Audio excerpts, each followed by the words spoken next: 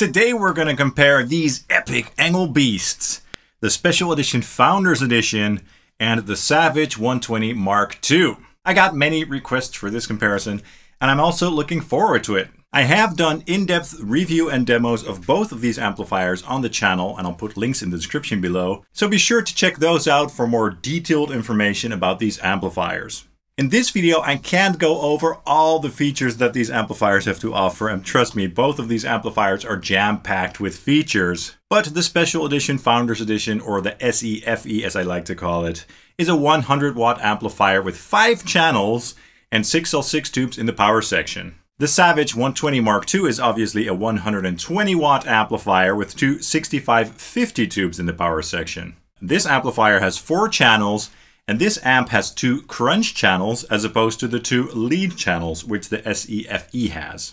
Now, one thing to keep in mind is that both these amplifiers are really flexible, and with all the switches and voicing controls you can really dial them into your personal taste. I can't cover all of those features in this video, but I'll do my best to give you a general idea of how these amplifiers compare in terms of the tone. We're going to compare clean, crunch, and lead tones. We're going to start with the clean channels using my ESP LTD Phoenix 1000 Deluxe with the Fishman Fluence modern pickups in it on the neck pickup. For all the tones in this video, the amps will be fed through my RedSeven Amplification Amp Central reactive load and OwnHammer IRs, 2 to be precise. For the clean and crunch tones, I'm going to use the Rockbox M25L 2003A speaker option, which is a nice greenback on the Modern 3 mic mix. And for all the lead comparisons, so the high gain stuff, I'm going to use the OwnHammer Low Tuned Essentials High Gain IR. Okay, let's get started and take a listen to the clean comparison. Check it out.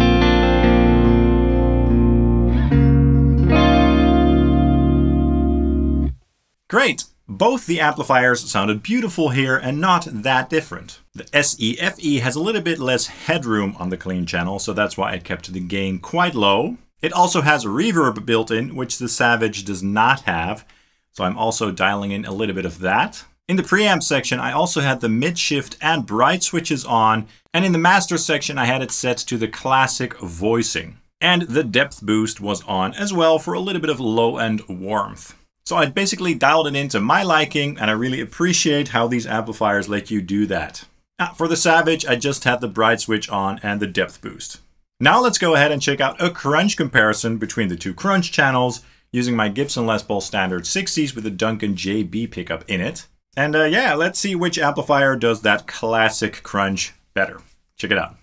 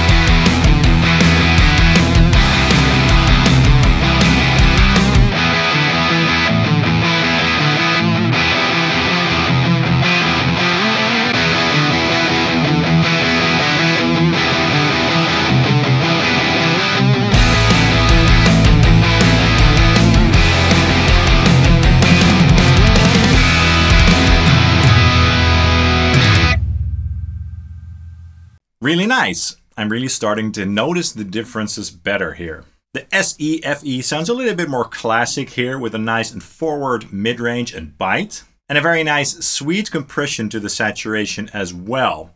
The Savage sounds a little bit more raw and wild in comparison, but also has a very nice crunch. Now for both the amplifiers, I didn't have any of the voicing switches enabled, but for the Savage, I did have the input gain set to high. And for both the amplifiers, the noise gates will be on for the rest of the video. Now do note that the Savage has 2 crunch channels to choose from, and my channel of choice was the Crunch 1 channel because I prefer it over the Crunch 2 channel. The Crunch 2 channel sounds a bit more sort of raspy and kind of a bit more unique, but you can hear how that sounds in my in-depth review.